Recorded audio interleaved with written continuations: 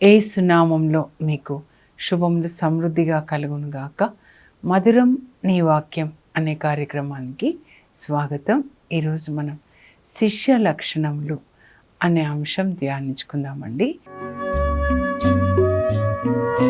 మధురం మధురం నీ వాక్యం నా త్రోవకు దీపం నీ వాక్యం. యేసు ప్రభు యొక్క శిష్యులు ఎలా ఉండాలి? మనందరం కూడా యేసు ప్రభు యొక్క శిష్యులం అన్నమాట. ఎలా ఉండాలి? ముందుగా 12 మంది శిష్యులు ఎలా ఉన్నారో వాళ్ళని మాదిరిగా మనం తీసుకోవాలండి. వాళ్ళ తర్వాత వాళ్ళ శిష్యులు చర్చ్ ఫాదర్స్ అని అంటారనమాట. ఆ తర్వాత పునీతులు, వీళ్ళందరూ కూడా యేసు ప్రభు నడిచిన ఆ ప్రేమ మార్గంలో, శ్రమల మార్గంలో, నీతి మార్గంలో నడిచి పరలోకంలో తండ్రిని మహిమపరిచారు. యేసు ప్రభుకి సాక్షులుగా జీవించారు. ముందు 12 మందిని యేసు ప్రభు ఎన్నుకున్నప్పుడు ఎందుకు అని మార్కు 3వ అధ్యాయంలో 14లో రాయబడి ఉంటుందండి. తనతో ఉండుటకు సువార్త పని కొరకు పంపుటకు ఆయన 12 శిష్యులను ఎన్నుకొనెను. ముందు ఆయనతో ఉండాలన్నమాట. 3.5 సంవత్సరాలు ఆయనతోనే ఉంటారు, దినము రాత్రి. పేతురు వాళ్ళ ఇంట్లో కఫర్నాంలో ఉంటారు, లేదా సువార్త బోధించడానికి బెతానియా వెళ్తే ఎక్కడ వెళ్ళినా కూడా 12 మంది శిష్యులు కూడా యేసు ప్రభు నడిచిన అడుగు జాడల్లో నడుస్తున్నారు. ఇంకా మళ్ళీ వెళ్ళిపోట్లే, నాకు పని ఉంది, నేను తర్వాత వస్తాను, అలా కాదనమాట. సో అలా మనం కూడా అనుసరించాలి. యేసు ప్రభు ఇప్పుడు అంటే ఆయన బోధించిన వాక్యం అన్నమాట. మన హృదయంలో అది లిఖించబడి అలా మనం జీవించాలి. పరిశుద్ధాత్మ మనకి సహాయం చేస్తాడు. యేసు ప్రభు ఎలా జీవించారు, ఎలా బోధించారు, చూడు మనం ఎలా ఉండాలన్నారు, అలా ఉండాలి అని చెప్పనమాట. కనుకనే మనకి వాక్యము కావాలి, పరిశుద్ధాత్మ కావాలన్నమాట. ఇప్పుడు మార్కు 3:14 చెప్పాను కదండి. మిమ్మల్ని నన్ను కూడా ప్రభు ఎందుకు ఈ లోకం నుంచి వేరుపరిచారు అని అంటే తనతో ఉండడానికి అన్నమాట. Set apart, we are set apart to be Holi.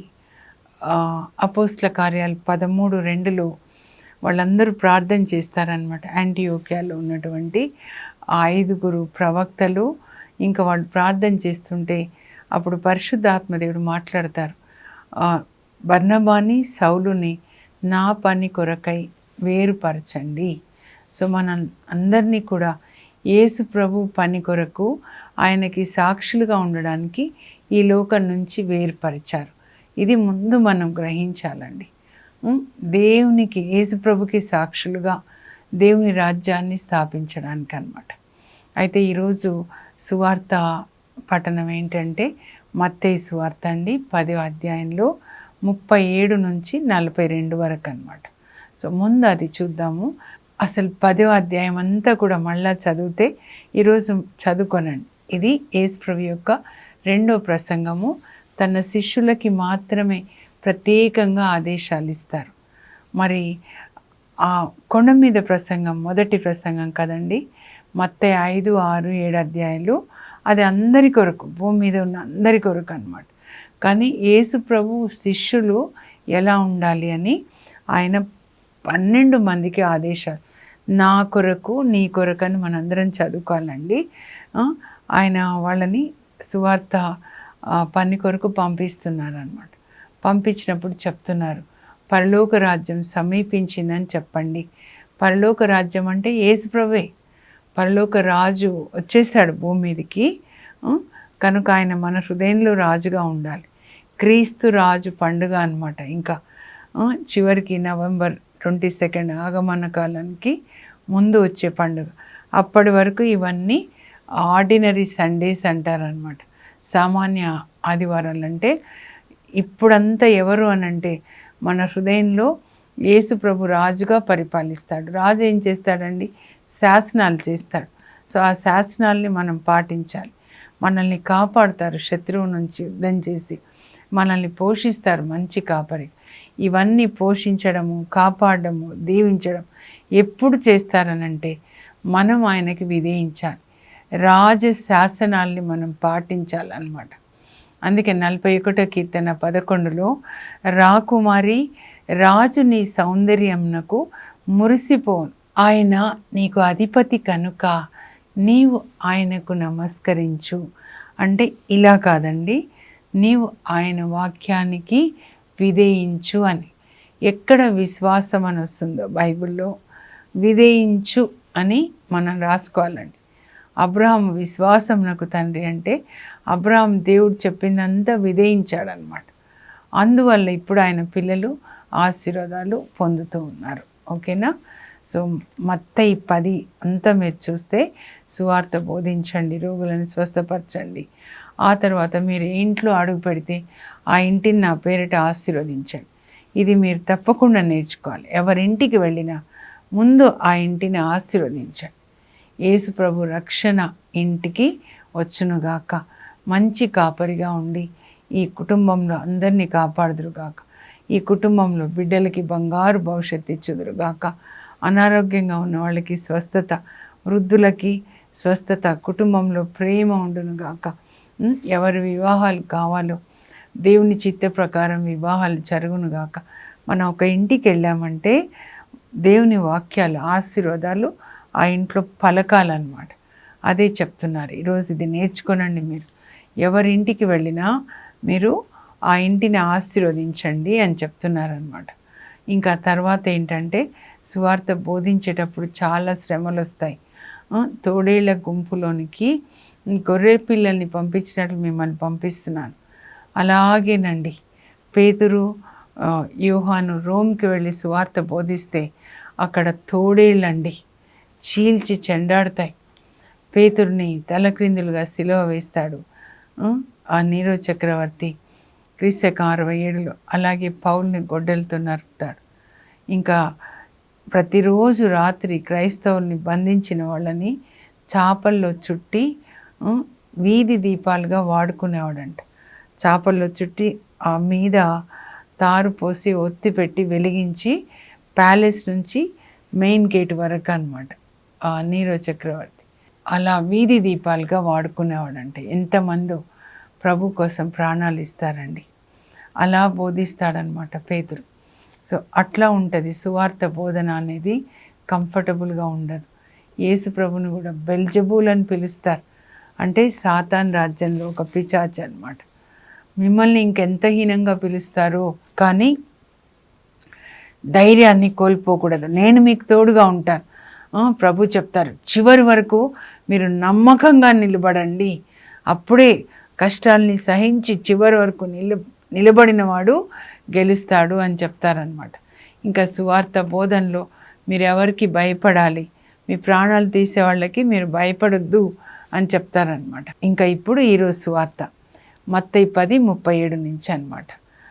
యేసు ప్రభు చెప్తున్నారు శిష్యులకి, తన తల్లిని కానీ తండ్రిని కానీ నాకంటే ఎక్కువగా ప్రేమించేవాడు నాకు శిష్యుడు అని పిలువబడాడు. యోగ్యుడు కాదు. తన కుమారుని కుమార్తెని నాకంటే ఎక్కువగా ప్రేమిస్తే మీరు నా శిష్యులుగా ఉండడానికి యోగ్యులు కాదు. అంటే ప్రథమ స్థానం దేవునికి ఇవ్వాలండి. తర్వాతే భర్త, భార్య, పిల్లలు, తల్లిదండ్రులు అనమాట. ఈ లోకమైతే ఇంకా చివర చెత్త అంటాడు పౌలు. ఈ లోకమంతా నాకు చెత్త అంటాడు. అంటే ప్రథమ స్థానం దేవునికి ఇవ్వాలి అని చెప్తున్నారు. యేసు ప్రభువే మన ఫోకస్. యేసు ప్రభు మనల్ని ఎక్కడికి పంపిస్తే థామస్ వారు ఇండియాకు వస్తారు, సువార్తను బోధిస్తారు. అందువల్ల ఈరోజు మనం చూడండి రక్షణలోకి వచ్చామన్నమాట. సో యేసు ప్రభువుని అనుసరించే వాళ్ళు ఇంకా ఆయన కంటే పైన పెట్టకూడదన్నమాట. పిల్లలు కానీ ఏదైనా అప్పుడు దాన్ని ప్రభు మన నుంచి తీసేస్తారని. అబ్రహాం కూడా దేవునికి ప్రథమ స్థానం ఇస్తాడు. ముందు నుంచి విడిచిపెట్టేసే మీ తల్లిదండ్రులు, పుట్టిన ఊరు అన్నీ విడిచిపెట్టేస్తాడు. తర్వాత లోతు వేరైపోతాడు. తర్వాత హగార్ని పంపించే, ఇష్మాయిల్ని పంపిస్తాడు. ఆ తర్వాత ఇస్సాకును నాకు ఇచ్చేసాయి బలిగా. అంటే అబ్రహాంకి దేవునికి మధ్యలో ఇస్సాకు ఉండకూడదు అన్నమాట. సిద్ధమవుతాడండి.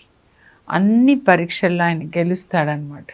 ఇది విశ్వాసం అంటే విధేయించడం అన్నమాట. సో మనకి దేవునికి మధ్యలో ఇంకా ఈ పిల్లలు ఇదంతా ఉండకూడదు. దేవుణ్ణి ప్రేమించాలి. నెక్స్ట్ ఎవరంటే మన తల్లిదండ్రులు. పెళ్ళి కాకముందు, పెళ్ళైన తర్వాత భర్త భార్య, తర్వాత తల్లిదండ్రులు పిల్లలు. పిల్లల్ని ప్రేమించినట్లే తల్లిదండ్రులు కూడా ప్రేమించాలి. ప్రతి ఒక్కరికి తెలియాలి. బైబిల్ చదివితే భార్యను ఎట్లా ప్రేమించాలి, తల్లిని, పిల్లల్ని ఎట్లా చూసుకోవాలి, తల్లిదండ్రులను ఎట్లా చూసుకోవాలి. దేవునికి ప్రథమ స్థానం అన్నమాట. అందుకే పూర్ణ హృదయంతో దేవుణ్ణి ప్రేమించాడు, మొదటి ఆజ్ఞ. అందులోనే నీలాగా నీ పొరుగు వాళ్ళని ప్రేమించాడు, ఇది రెండవ ఆజ్ఞ అన్నమాట. ముందు దేవుణ్ణి ప్రేమించాలి, తర్వాత పొరుగు వాళ్ళంటే కడుపులో మోసి కని పెంచిన తల్లి తండ్రి వీళ్ళు, తర్వాత తోడబుట్టిన వాళ్ళు, తర్వాత పెళ్ళైన తర్వాత భార్య వచ్చిందని తల్లిదండ్రులను కట్ చేయడం కాదండి. ఎఫ్ఎస్సి 5:6 కలిపే చదవాలన్నమాట. భార్యలు భర్తను ప్రేమించాలి, భర్తలు భార్యను ప్రేమించాలి. 6వ అధ్యాయానికి వచ్చేసరికి ఇప్పుడు మీరు పిల్లలు, భార్య భర్తలు, మీరు పిల్లలు మీ తల్లిదండ్రులకి, వాళ్ళకి విధేయించండి, అప్పుడే మీకు క్షేమం కలుగుతుంది. మీకు కాపురం స్టార్ట్ చేశారంటే కట్ చేయాలని కాదు. మీ తల్లిదండ్రుల్ని గౌరవిస్తే మీకు మీ కుటుంబానికి ఆశీర్వాదాలు. ఇంతవరకు మిమ్మల్ని కని పెంచి నడకలు నేర్పించిన తల్లిదండ్రులని కట్ చేయకూడదండి. మళ్ళీ అలాగే మీకు వచ్చే పిల్లల్ని, తల్లిదండ్రులు అవుతారు మీరు, మీ పిల్లలు పుడతారు, వాళ్ళని దైవభీతితో క్రమశిక్షణలో పెంచండి.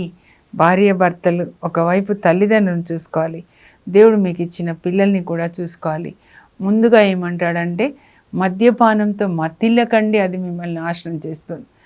మీరు ఇది తాగకూడదు, పరిశుద్ధాత్మని పొందండి, దానికి బదులుగా ఆత్మపూరితులు కండి, పరిశుద్ధాత్మని పొందిన వాళ్ళే ఉండాలి. ఇది కుటుంబం గురించి చెప్తున్నా అండి. కానీ దేవుని కంటే ఎక్కువగా ప్రేమించొద్దు. ఇంకా 10 మత్తయి సువార్త ఇప్పుడు 38వ వచనం చాలా ముఖ్యమైనది. తన సిలువనెత్తుకొని నన్ను వెంబడింపనివాడు నాకు శిష్యుడు కానేరడు. సిలువనెత్తుకొని అని ఎందుకండి? యేసు ప్రభు సిలువని మోస్తారు, సిలువ మీద ఆయనని సిలువకి కొడతారు శరీరాన్ని. అంటే ప్రతిరోజు తన సిలువ ఎత్తుకోవాలంట. అంటే అర్థం ఏంటంటే ప్రతిరోజు మనం సిలువ వేయబడాలి. మన శరీరం అంటే మన శరీరంలో ఉన్న కోరికలు అన్నమాట. ఇదో నేను ఈ చికెన్ తినాలి, లేకపోతే ఈ సెల్ కావాలి, ఇది త్రాగాలి, ప్రతిరోజు సిలువ వేసుకోవాలన్నమాట. శరీరంలోంచి పుట్టే కోరికల్ని మనం ప్రతిరోజు సిలువ వేసుకోవాలి, అది చెప్తున్నారు. లేని ఎడల మీరు నా శిష్యులు కానేరరు. 1 యోహాను మొదటి లేఖ 2వ అధ్యాయంలో 15 నుంచి 17 వరకు అండి. యేసు ప్రభు గుండెల మీద ఆనుకొని రాసిన లేఖ ఇది అన్నమాట. యోహాన్ రాస్తాడు, బిడ్డలారా మీరు ఈ లోకంను కానీ లోకంలో ఉన్న దేన్ని ప్రేమించొద్దు. ఇది సత్యమైన సువార్త అండి. దశమ భాగాలు డబ్బుల గురించి చెప్పేది అబద్ధమైన సువార్త. ఎందుకంటే మీరు మొదట దేవుని రాజ్యం వెతకండి, అప్పుడు అవన్నీ మీకు ఇవ్వబడతాయి. మత్తయి 6:33 యేసు ప్రభు చెప్తారు, ఆకాశ పక్షుల్ని పోషించే నేను మిమ్మల్ని పోషించనా? మీరు అంతకంటే విలువైన వాళ్ళు కాదా అని చెప్తారనమాట. లోకాన్ని కానీ లోకంలో ఉన్న దేన్ని ప్రేమించకూడదు. ఎందుకంటే లోకాన్ని ప్రేమించేవాళ్ళు, కింద దాన్ని ప్రేమించేవాళ్ళు పైనున్న తండ్రిని ప్రేమించలేరు. కింద ఎవరు పరిపాలిస్తున్నారు? లోకాధిపతి సాతాను అన్నమాట. సో సాతాను మరి దేవుడు ఒకే హృదయంలో ఉండరు. ఈ శరీరం వాంఛలు, నేత్రాశ, జీవపు డంబం, ఈ 3 దేవుడి నుంచి రాలేదు, సాతాను నుంచి వచ్చాయి. ఈ శరీరంలో కోరికలు పుడుతున్నాయంటే ఇక్కడ సాతాను ఉన్నాడనమాట. శరీర వాంఛలు, ఇది తినాలి, ఇది త్రాగాలి, విందులు, వినోదాలు, రోజు సిలువ వేసుకోవాలి. దానియేలు సిలువ వేసుకుంటాడు కదండి, మాంసం తినకుండా. మరి యోబు కళ్ళకి క్రమశిక్షణ, పరాయి స్త్రీని చూడకుండా. అలాగే యోసేపు, ఎంతమందిని చూస్తున్నాను చూడండి. మన శరీరాన్ని పరిశుద్ధాత్మకి ప్రతిరోజు అప్పగించుకోవాలండి. దేవునికి అర్పించబడిన బిడ్డలు అనంటే ప్రతిరోజు అన్నమాట. నాజీరు వ్రతంలో ఉంటుంది. నాజరేయుడు అన్నమాట. ఆయన కూడా నాజరేయుడు అని పిలువబడ్డాడని. అంటే ప్రతిరోజు సమర్పించుకోవాలి, కళ్ళని సమర్పించుకోవాలి, అన్ని సమస్తాన్ని. ఇది వెంట్రుకలు ఇవ్వడం కాదండి. రోమా 12లో మీ దేహాన్ని పరిశుద్ధంగా ఆయనకు సమర్పించుకోవాలి. దేవునికి అర్పించబడిన బిడ్డల మనం. తైలం పోస్తారు బాప్టిజం ఇచ్చేటప్పుడు. మనము అభిషేకించబడ్డాము దేవుని కొరకు ప్రత్యేకంగా పరిశుద్ధంగా జీవించడానికి. రోజు అర్పించుకోవాలి. సమర్పణ రోజు దివ్య పూజ బలిలో కదా మీరు సమర్పించండి. నాలుక, కన్నులు, చెవులు, తల, మనస్సు, ఆలోచన, హృదయం, పాదాలు దగ్గర నుంచి అన్నమాట. దేవుని యొక్క నడిపింపులోనే దేవుని మహిమ కోసమే వాడాలన్నమాట. మన కన్నులు దేవుని మహిమ కోసం, నాలుక అన్నీ కూడా దేవుని చిత్త ప్రకారం పరిశుద్ధ ఆత్మకి సమర్పించుకోవాలి. సిలువ వేసుకోవాలి. ఇలా సిలువ వేసుకొని వాళ్ళని గురించి పౌలు రాస్తాడండి ఫిలిప్పీ 3:18లో. కొంతమంది సిలువకి శత్రువులుగా జీవిస్తున్నారంట. అంటే సిలువ వేసుకోవడానికి ఇష్టపడట్లేదు. ఏదంటే అది. కొంతమంది ప్రార్థనలు నేను వింటా అండి, అబ్బా ఈరోజు ఎంత మంచి భోజనం ఇచ్చావు, వందనాలయ్యా, చికెన్ బిర్యానీ ఇచ్చావు, ఇది కావాలంటే ఏసీ అంటే ఏసీ ఇచ్చావు, వర్షం అడగగానే వర్షం ఇచ్చావు, నువ్వు ఎంత మంచి దేవుడు. నాకు అనిపిస్తుంది చిన్నపిల్లలు చాక్లెట్ ఇస్తే థ్యాంక్ యూ డాడీ అంటారు చూడండి, ఆ లెవెల్లో అనమాట. అంతేకాని తండ్రి భారాన్ని మనం పంచుకోవాలి. యేసు ప్రభులాగా అందరికీ సువార్తని బోధించాలి, శిష్యులలాగా అన్నమాట. ఏం రాస్తాడంటే పౌలు ఫిలిప్పీలకు రాసిన లేఖ 3:18లో, కొంతమంది సిలువకి శత్రువులుగా జీవిస్తున్నారు. అంటే ఏది సిలువ వేసుకోవడానికి ఇష్టపడట్లేదు. శరీరం ఏది కోరితే దానికే మనసు అర్పించడం. ఇది తాగు, ఇది తిను, ఇది సంపాదించు, ఇది ధరించు. వాళ్ళకి, అలాంటి వాళ్ళకి దేహ వాంఛలే వాళ్ళకి దైవం అంట. తుదకు నరకమే వాళ్ళకి నివాసము కాగలదు. దేహ వాంఛలు, ఇది తిను, ఇది త్రాగు, ఇది ధరించు, ఇది చూడు, ఈ సినిమా చూడు, ఇది చూడు. దేహంలో ఏ కోరిక పుడితే దాన్ని ఆరాధించడం. ఇక్కడ తిండిపోతాత్మ ఇది తిను అంటే ఇది తినడం. వ్యభిచారపు ఆత్మ ఉండి ఈ సినిమా చూడు, ఈ పాపం చూడంటే చూడడం అన్నమాట. అంటే ఎవరిని ఆరాధిస్తున్నారండి? హృదయంలో ఎవరున్నారు? అదే అన్నమాట. అది చెప్తాడు. అలా కాదు, రోజు సిలువ వేసుకోవాలండి. అందుకే పౌలు కూడా అంటాడు, ఇతరులకి బోధించి నేను భ్రష్టుడను కాకుండుటకై నా శరీరాన్ని నేను నలగొట్టుకుంటున్నాను. 1 కొరింథీ 9:27. చాలా అండి. నాకు కూడా ప్రభు మాట్లాడతాడు ప్రతి విషయంలో.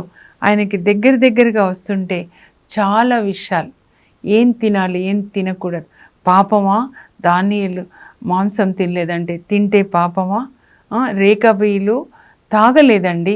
ఇర్మియా 35లో రేకాబీల తెగంతా తాగరనమాట. ఎందుకంటే మా పితరుడు చెప్పాడు కాబట్టి మేము తాగమంటారు. తాగితే పాపమా? పాపం చేసేవాళ్ళు ఎప్పుడు ఇలాగే అడుగుతారండి, ఇది చేస్తే పాపమా, ఇది చేస్తే పాపమా అని. దేవునికి మనం ఒకరోజు లెక్క చెప్పుకోవాలన్నమాట. ఆ తర్వాత ఇంకా ప్రభు ఏమంటారంటే, ఆయన ఎవరిని దేవుని కంటే ఎక్కువ ప్రేమించొద్దు, సిలువ ఎత్తుకొని నడవాలి. అంటే శ్రమల మార్గం. సిలువ ఇక్కడ ధరించడం ఈజీ అండి, ఇంట్లో పెట్టుకోవడం కూడా ఈజీయే. కానీ సిలువ మనం జీవించాలన్నమాట. శ్రమలు, ఎన్ని శ్రమలండి, కొరడాలతో కొడతారు. అపోస్తులు సువార్త బోధించడం ప్రారంభించగానే జైల్లో పెట్టేస్తారు. పౌలుకి ఎన్ని శ్రమలండి, ఎన్ని కొరడా దెబ్బలు, లిస్త్రాలో చచ్చేటట్టు కొట్టి పడేస్తారు బయట, నగరం బయట. ఆయన ప్రయాణం చేసే షిప్ 3 సార్లు బ్రద్దలైపోతుంది. ఎన్ని శ్రమలు ఆయన చెప్తాడు, ఎన్ని బాధలు. తినడానికి తిండి ఉండేది కాదు, తలదాచుకోవడానికి చోటు ఉండేది కాదు, కూడు గుడ్డ నిద్ర ఉండేవి కాదు నాకు. చివరికి కానీ వీటన్నిటికీ కాదు, కానీ సంఘంలో గురించిన వేదన నాకు ఎక్కువగా ఉండేది. పరిశుద్ధాత్మవి మనకి ఇవ్వాలండి. ఇంకా ఇదంతా చెప్పిన తర్వాత చివరిలో 10వ అధ్యాయంలో యేసు ప్రభు ఏం చెప్తాడంటే, మిమ్మల్ని ఎవరైనా నా శిష్యుడు అని గుర్తించి గ్లాసుడు మంచినీళ్ళు ఇస్తే మీకు పరలోకంలో బహుమతి ఉంటుంది. ఇక్కడ శూన్యం వనిత గురించి చెప్తున్నారండి. ఆమె ఎవరు అంటే 2 రాజుల గ్రంథం 4వ అధ్యాయం 8 నుంచి అన్నమాట 16 వరకు చదివితే ఎలీషా ప్రవక్త సువార్త బోధిస్తూ గ్రామాలకు వెళ్తూ ఉంటే ఆ షూనేం వెళ్ళినప్పుడు అక్కడ ఒక సంపన్నురాలన్నమాట. పిల్లలు ఉండరు ఆమెకి, భర్త కూడా వృద్ధుడైపోతాడు. అయ్యా మా ఇంట్లో భోంచేయండి అయ్యా, మీరు పరిశుద్ధులు, మీరు అడుగు పెడితే దేవుడు వచ్చినట్లే. అప్పుడు ఆమె ప్రతిమలాడడం వల్ల వాళ్ళ ఇంట్లో భోంచేస్తాడు. ఆయనకు ఒక వండర్ఫుల్ సర్వెంట్స్ గెహాజీ ఉంటాడనమాట. భోంచేస్తాడు. అప్పుడు ఆయన భోంచేసి వెళ్ళిన తర్వాత భర్తతో అంటుంది, అయ్యా ఈయన ఎంత పరిశుద్ధుడు, ఇలా మన షూనేంకి వచ్చినప్పుడు మన ఊరికి ఆయన విశ్రమించడానికి పైన ఒక గది కట్టి అయ్యా భర్తను అడుగుతుంది. భర్త కట్టిస్తాడనమాట. అప్పుడు ఈసారి వచ్చినప్పుడు భుజించిన తర్వాత మీ కొరకు ఒక గది సిద్ధం చేశాను అని చెప్తే పైన వెళ్ళి చూస్తాడు. చక్కగా ఉంటుంది అన్నమాట. మంచం ఉంటుంది, బల్ల, కుర్చీ, దీపము, నీళ్ళు అన్నీ ఉంటాయి. ఎంత చక్కగా మన కోసం చేశారు కదా. గేస్తురాలి ఈమెకి ఏదైనా మేలు చేస్తే బాగుంటుంది, రమ్మని చెప్పు అంటే పైకి వస్తే ఏమన్నా మాట్లాడాలమ్మా రాజుల దగ్గర రికమెండేషన్ మీ గురించి అంటే లేదు అవసరం లేదయ్యా, మా బంధువులు అన్నీ చూసుకుంటారు. అప్పుడు గెహాజీ అంటాడు, మాకు పిల్లలు లేరు, వాళ్ళు ఆయన కూడా వృద్ధుడైపోయినాడు. వెంటనే దేవుడు మాట్లాడతారనమాట ఎలీషా ద్వారా. అమ్మ వచ్చేడాది ఈనాటికి నీకు ఒకటిలో కుమారుడు ఉంటాడు. అయ్యా మీరు అబద్ధాలు ఆడొద్దయ్యా దైవజనులు మీరంటే. సరిగ్గా ఎలీషా చెప్పిన సమయానికి షూనేం వనితకి కొడుకు పుడతాడనమాట. చూడండి, భర్త వృద్ధుడైపోయాడు, ఆ ఊర్లో ధనవంతులు వీళ్ళు, ఇంకా అవకాశమే లేదు పిల్లలు పుట్టడానికి. కానీ దేవునికి అసాధ్యమైంది ఏది లేదు కదా. సారాకి ఎలా చెప్పాడు దేవుడు, వచ్చేడాది ఈనాటికి నీ భార్య సారాకి కొడుకు పుడతాడు, అబ్రాహాంకి చెప్తారనమాట. అలాగే పుడతాడు సారాకి దేవుడు చెప్పినట్లుగా అని ఉంటుంది ఆదికాండం 21:1. ఇక్కడ కూడా సేమ్ అదే అనమాట. దేవుడు అక్కడ చెప్పింది ఇక్కడ ఈయన చెప్తున్నాడంటే ఈయన దేవుణ్ణి కలిగి ఉన్నాడనమాట. చూడండి, దైవజనులని ఆదరించినప్పుడు, సువార్త బోధించే వాళ్ళని ఆదరించినప్పుడు వాళ్ళకిచ్చే ఆశీర్వాదాల్లో మీకు కూడా భాగం ఉంటుంది అన్నమాట. అది సువార్త దీవెనలో మీరు కూడా పాలు పంచుకుంటారు. అలాగే సారెఫతు విధవరాలు ఏలియాకి ఆశ్రయం ఇస్తుందన్నమాట. ఇంకా ప్రార్థన చేసుకునే ముందు నేను ముఖ్యమైనవి చదువుతాను. మనం ప్రతిరోజు చెక్ చేసుకోవాలి. యాక్చువల్గా శిష్య లక్షణాలు ఇంకా చూస్తే లూకా సువార్త 9:23 అండి, అది ఇందులో కవర్ అయిపోయింది. మత్తయి 10:38లో 14 లూకా 14:25 నుంచి 33 వరకు ఉన్నట్లుగా యేసుప్రభు చెప్పినవి ఆదేశాలు పాటించింది ఎవరంటే ఫ్రాన్సిస్ ఆఫ్ అసిసి అండి. యేసుప్రభు ఏమంటాడంటే తన సమస్తమును త్యజించిననే తప్ప ఎవరు నా శిష్యులు నేరరు. సమస్తం, complete internal detachment from this world అన్నమాట. ఈ లోకం అనేది మన హృదయంలో ఉండకూడదు. మన హృదయంలో యేసుప్రభే, మనసులో యేసుప్రభే, అంత శ్వాసలో ధ్యాసలో ఆయన చిత్తమే మనం చేస్తూ ఉండాలన్నమాట. ఇంటర్నల్ డిటాచ్మెంట్ లోపల ఉండకూడదు, అది చెప్తారండి. ముఖ్యమైనవి నేను చదువుతాను, మీరు రాసుకొనండి, మరలా ఒకసారి చదువుకోండి.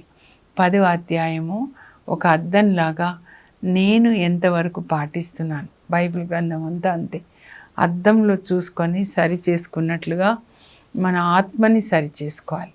ఓకేనా? శిష్య లక్షణములు మార్కు 3:14. తనతో ఉండుటకును సువార్త ప్రకటనకు పంపుట కొరకును ఆయన 12 శిష్యులను నియమించెను. మత్తయి 10:37 నుంచి 39 అండి. తన తండ్రిని కానీ, తల్లిని కానీ, కుమారుని కానీ, కుమార్తెను కానీ నాకంటే మిన్నగా ప్రేమించువాడు నాకు యోగ్యుడు కాదు. తన సిలువనెత్తుకొని నన్ను అనుసరింపనివాడు నాకు యోగ్యుడు కాదు. తన ప్రాణంను దక్కించుకొని యత్నించువాడు దానిని కోల్పోవును. నా కొరకు తన ప్రాణంను కోల్పోవాడు దానిని దక్కించుకొనును. ఇప్పుడు ప్రార్థన చేసుకుందాం. పరలోకపు మా తండ్రి, మీ పరిశుద్ధ నామం నాకు స్తోత్రం కలుగును గాక. యేసయ్య, మీ శిష్యులు 12 మంది అయ్యా మీతోనే ఉన్నారు 3.5 సంవత్సరాలు. తర్వాత మీరు పంపిన పరిశుద్ధాత్మని పొంది మీరు ఎలా నడిపిస్తే అలా నడిచి ప్రపంచం అంతటా వెళ్ళి సువార్తని బోధించారు ప్రభా.